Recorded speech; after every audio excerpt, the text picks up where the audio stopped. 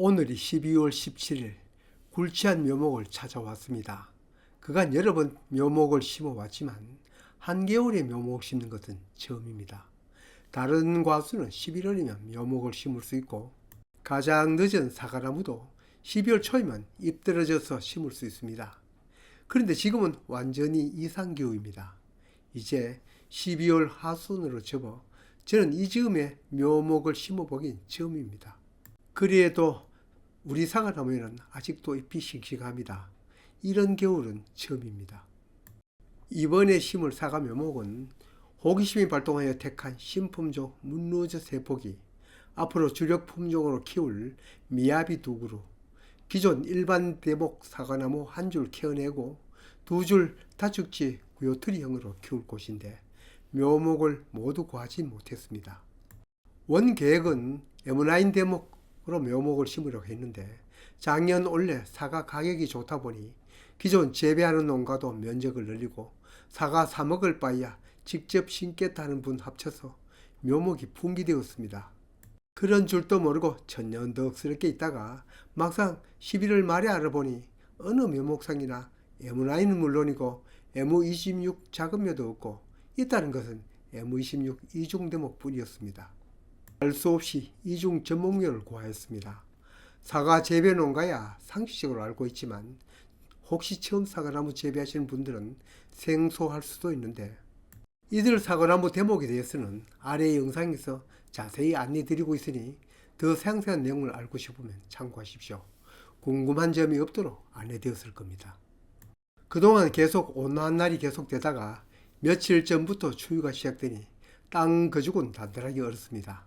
왜 하필 이 겨울에 나무를 심는다고 야단인감 할 수 있는데 나름 사연이 있습니다.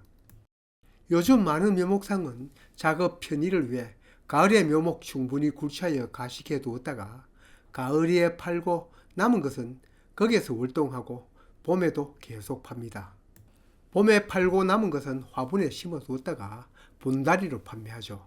겨울 동안에는 수분 증발이 적으니 가식을 해 두어도 월동 잘하지만 개중에는 제대로 묻히지 않아 또는 묻힌 자리에 공기가 들어가 뿌리가 마른 것이 생깁니다. 봄 되어도 겉은 멀쩡합니다. 가지를 꺾어 보아도 녹색이 보이고 심어도 처음은 다소간 잎이 몇 개 나옵니다. 그러다가 시들시들 죽는 것이 생기죠. 다 그런 것은 아니고 개중에는 그런 것이 있다는 얘기죠. 작년 봄에 세 그루를 사다가 심어서 앞 설명처럼 한 그루가 죽더군요. 차라리 고사를 시켜도 내가 관리하겠다 싶어 받아왔습니다. 이중 전목묘는 이름 그대로 접을 두 번 붙인 것인데 그 까닭은 앞 영상에서 충분히 설명되었을 겁니다. 맨 아래 접을 붙인 끈은 풀면 안 되죠. 오히려 풀릴까봐 염려되면 철사로 더 동여매는 것이 좋죠. 위 대목에 뿌리가 날 때까지 역할을 하며 그 이후로는 자연 도토되어야 하기 때문입니다. 작은 묘이든 이중 전목묘이든 사과나무는 심는 깊이가 아주 중요합니다. 어떤 곳에서는 맨 위 접붙인 자리가 20cm 드러나게 심어라. 또 어떤 것은 반만 묻으라 하지만 그건 정확한 설명이 아닙니다. 땅이 척박하면 좀 더 묻고 땅이 기름지면 덜 묻어야 합니다. 특히 이중 전목묘는 지금 뿌리는 앞으로 도태될 거고 손바닥 농장은 이래라 저래라 결과만을 얘기하는 채널이 아닙니다.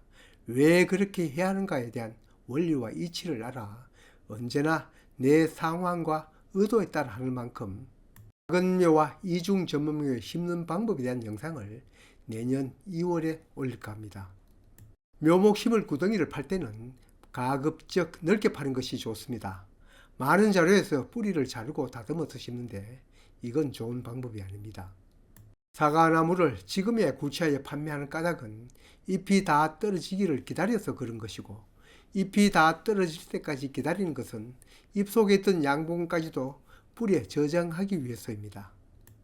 그렇게 해놓고 지금 뿌리를 잘라낸다면 일찍이 잎 따서 심는 것이 더 나을 수도 있겠죠. 뿌리가 한쪽으로 길게 뻗어 있으면 그쪽 땅을 더 파서라도 자르지 않는 것이 좋습니다. 그래야 충분히 저장된 양분으로 내내 세 가지를 튼실하게 나올 수 있습니다.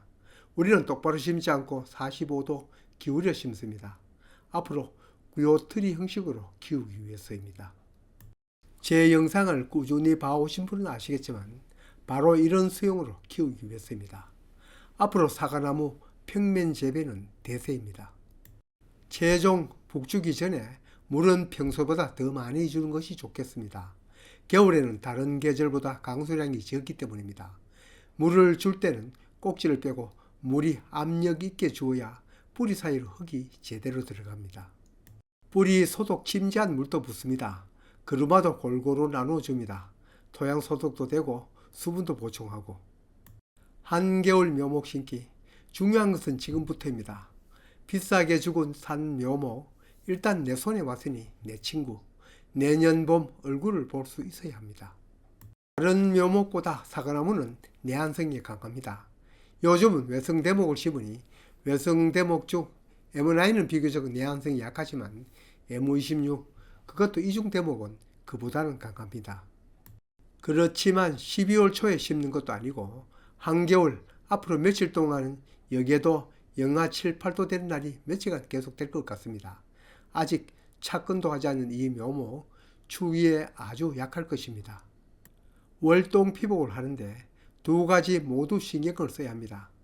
두 가지는 한겨울의 한기의 보온도 중요하고 나중 물 오름 때도 중요합니다. 앞으로 12월 말에서 1월까지는 보온이 잘 되는 것이 중요하니 보온의 효과가 큰 것은 여기 자료에도 보듯이 두꺼운 부직포입니다. 다음으로 3월에는 온도 변화가 적은 월동재가 적합합니다. 거기에는 빛과 열을 반사하는 흰색 재료가 효과적이라 생각합니다. 그때는 물오름이 있을 때 온도 변화를 못 느껴야 합니다. 두꺼운 부직포를 1차로 감은 다음에 얇은 흰 부직포를 재차 감고 있습니다. 흙을 다소 판 다음 밑둥치부터 감아 올립니다. 평소 같으면 아랫도리만 감았는데 위에 한 뼘도 덜 남기고 모두 피복하였습니다. 월동 피복으로는 이상 할 수 없을 것입니다. 그러고도 한 가지 남았습니다. 겨울은 강수량이 부족하니 자칫 건조로 동사하기 쉽습니다. 영남 지역에는 전국 다른 지역보다 강수량이 더 적습니다. 겨우내 따로 관수를 하지 못하면 하늘만 믿고 있을 수는 없어 수분 보존을 위해 멀칭을 하였습니다. 그리고 그 멀칭 위에 흙을 대목까지 덮도록 돋우었습니다. 묘목 전체가 아무 탈 없이 살아남는 것이 가장 좋지만 그래도 대목은 살아야 품종 부분을 고사하여도 접을 붙이면 다시 심는 일은 면할 수 있기 때문입니다.